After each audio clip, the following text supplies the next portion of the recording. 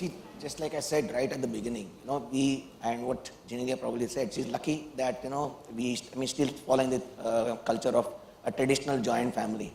But that's changing dramatically today. And not only dramatically, there was a time when we used to, like I said, we used to have two sets of grandparents. Now with nuclear families, we don't see that kind of, both a set of grandparents. And then people change their jobs very often, change scenarios very often. That's another additional thing. Now the other things which are adding is intercaste marriages which are taking place. So there's, a conflict between the two grandmothers. The one would say one and the other would say the other. So with all this, the scenario with taking care of a child is you have to evaluate what the myths are, traditions are, facts are, changing times that take place. And of course, you also have blogs and Google to confuse you further and add to the complication. But like, what Tara said, you do face, you have Dr. Varka who herself said that she was a little who slept more and the other was hyper. So that's why my child doesn't sleep would be the commonest thing. But it's the way to understand my child doesn't eat is the most commonest thing. You probably go to a little detail of trying to understand what the child eats. I said, boss, I don't eat that much. It's that kind of a situation. But he basically is like a current account. Whatever he eats, he basically runs off weighs it off. So it's each, and these are common things which you keep facing. So at the end of the day, I think a little amount of talking to, counseling definitely helps parents, and I think it's basically trying to say, allow the child his space. Like you need your space, the child needs his space. And he does everything. It's not much that. Do skincare issues come up? You can imagine, the traditional way would say you apply this oil is good, that oil is good. You will have somebody will say, okay, add something and probably muscles will become better, and add something else, the brain becomes better. It's unending. At the end of the day, from our side, we basically say that oil does nothing. It's your massage, it's the touch, it's the bonding which comes from what you do for the baby. I think that's what makes all the difference. And believe me, I'll probably be happy to share with you now. There are fathers who like to do it more. Absolutely. Yes. And just like maternity, we probably say now they require paternity leave in the future. Right. That would probably be another thing which will come up. And I have a lot of parents who now, especially the nuclear family ones, where the grandparents are not there. The mother would do the morning one and the night massage would be given by the father. And that touch therapy is what is important. So we say it doesn't matter which or what. Whatever is good for your baby's skin. So baby's skin is very, very tender, very sensitive. And it's totally different from an adult skin, because it requires a lot of moisture, requires, a lot of fluid loss as well as fat loss takes from the skin. So we just say be careful of what you apply and be careful of how hard you apply. You should not be overzealous in doing anything, and when you are overzealous, you're going to damage the skin. And that damaging of the skin is going to give more problems with infections and other things. So I think, that is why I said, when I spoke to them, I said, please tell me what the composition is. The safety of what you apply is more important than actually saying, oh, there are different things in the market, can I do this, that, and mix and match. And the last thing we always tell parents is, when you do something for your skin, don't change because somebody else is telling you. The information of changing, because every change is a new set of either fatty acids or chemicals which could be, harmful or maybe harsh on the baby's skin and give trouble. So thank you. That was, interesting to know the kind of concerns that parents have. Now moving away from the baby, I think, as Ruchi said when we walked in, it's interesting that, the conversation is about the real mums. Now, of course, everyone compliments the baby, but the reality is it's the parents who are, whose life perhaps changes. Once you deliver, no one asks you how you're doing also. What are the kids doing? Yeah. What are the kids How's the child? Like, about me, I exist. So now going back to that you exist, when you starting your next film? Yes. No, do you, because as I said, the statistic that comes out of the Baby Dove Global Survey actually says that India has the highest percentage, 54% of women who want to go back to work, which I found quite interesting. Because having done this show, as I said, for 4 seasons, we have a lot of working women coming on the show, mothers going back to work, mompreneurs who've started their own enterprises, being a mother and an entrepreneur. So what's your view on going back to work?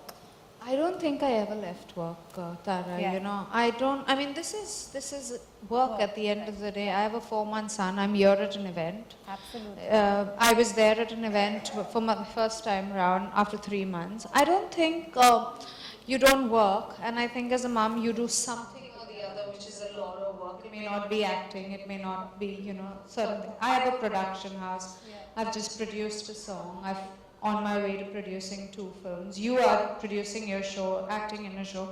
So I think we all work. Maybe the nature is a bit different. Yeah. Like, I'd be grateful to do a film today also.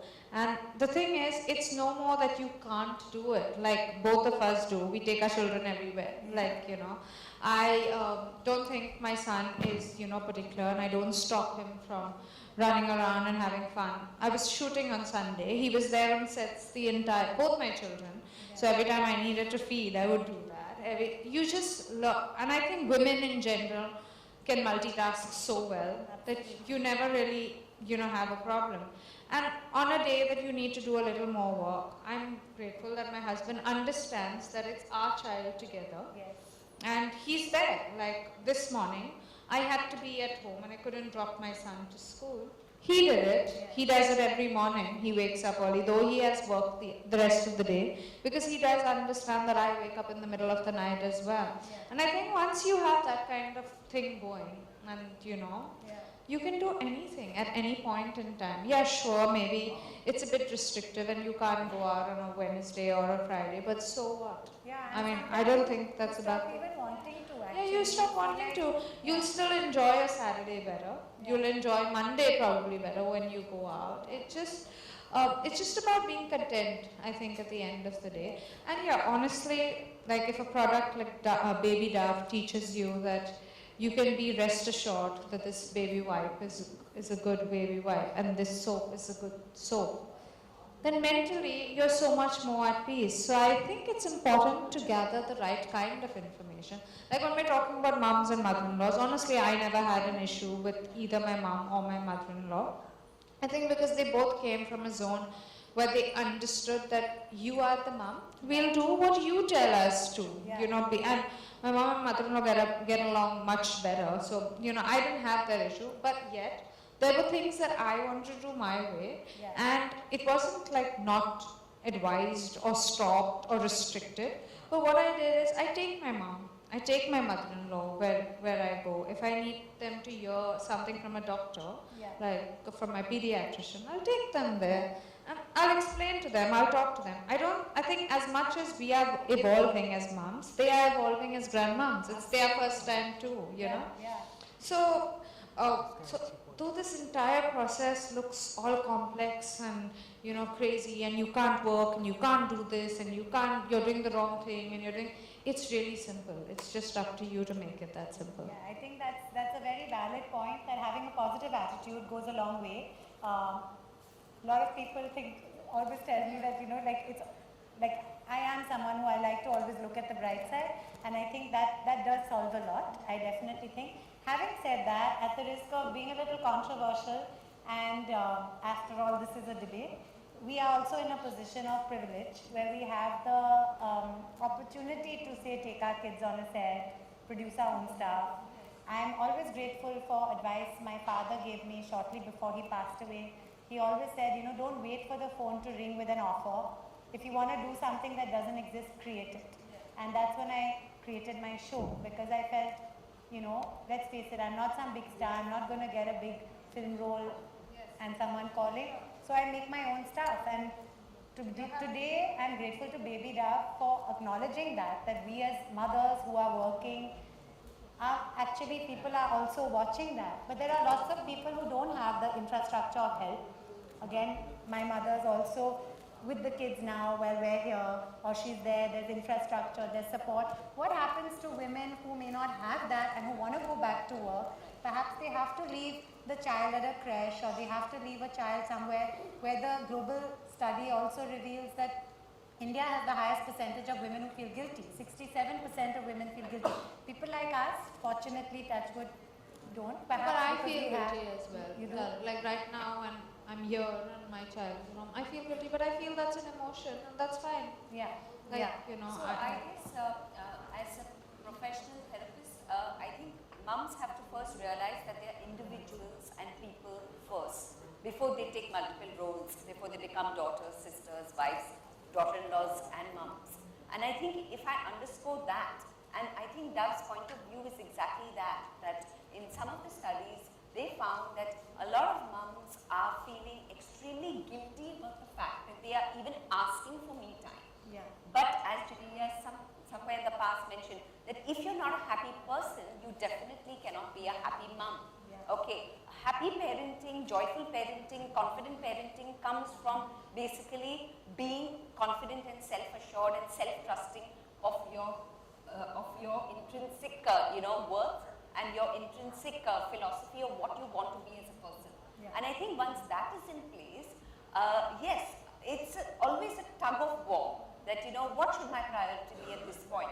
So I would say as a working mom, my daughter just finished her grade 10 examinations and ICSE, and she was Bombay Scottish, and I told her, just tell me what is your schedule for your ICSE examinations because I want to take leave.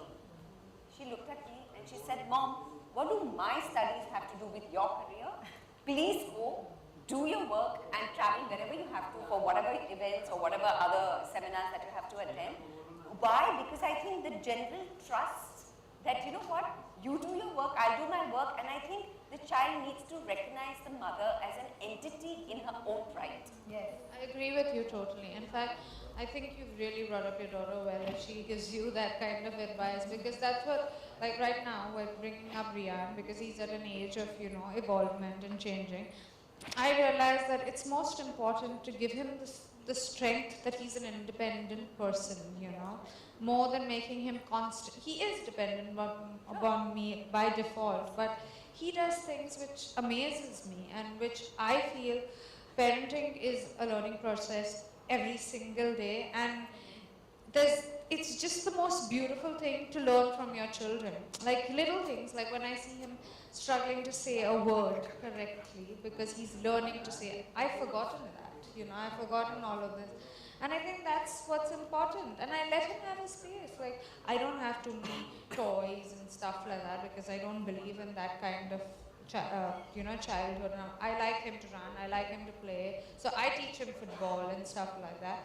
But I don't think it's wrong for someone else who believes that they need a lot of toys because that's probably the way they were brought up and they're doing fine in life as well. Yeah. And so, So I guess that's yeah.